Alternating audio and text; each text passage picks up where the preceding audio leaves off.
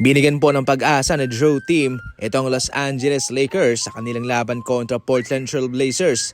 Marami ang na-injured sa kanila kaya nabiyayaan po siya ng mataas na minuto at hindi naman niya pinahiya si Coach JJ Redick.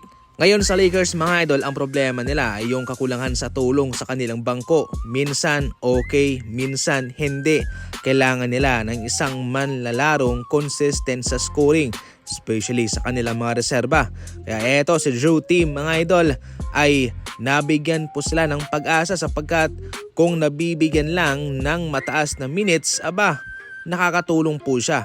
Sa kanilang laban, siya ay pumuntos ng 21 points at nakapukol pa ng 3 3-pointer.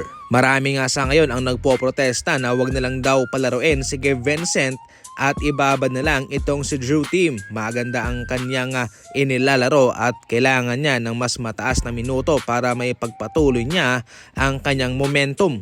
Bilang na rin naman ang araw nila Gabe Vincent at Vanderbilt sa Los Angeles Lakers kaya siguradong mabibigyan rin ng kanyang breakout chance itong si Drew team para sa rotation ng Los Angeles Lakers.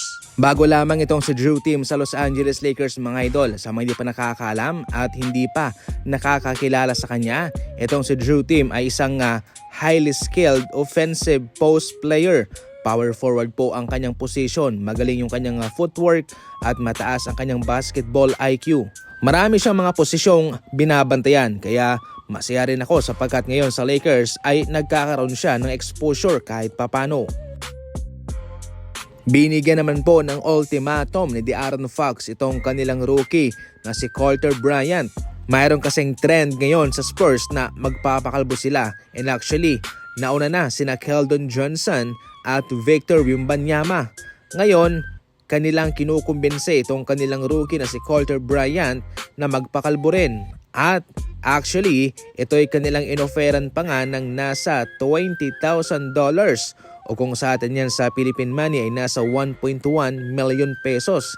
Pero ito ay kanyang hinindian. Kahit na ito ay biro lamang pero malaking bagay na yun yung $20,000 na yun sapagkat kahit na pumirma po itong si Carter Bryant ng nasa 23.4 million rookie contract sa Spurs, 2 taon lang po ang guaranteed nun. Ibig sabihin nun mga idol ay 10 million lamang po ang kanyang sasahurin at yung natitirang 2 taon ay team option. Nasa Spurs ang kapangyarihan kung ito'y kanilang pababalikin pa ba. Pero syempre sa kabilang banda ay hindi rin po naman mapipilit ni Fox itong kanilang rookie. Subalit hindi pa rin po siya ligtas dahil kung makakamiss pa raw siya ng 3 dunk ay kakalbuhin pa rin naman siya.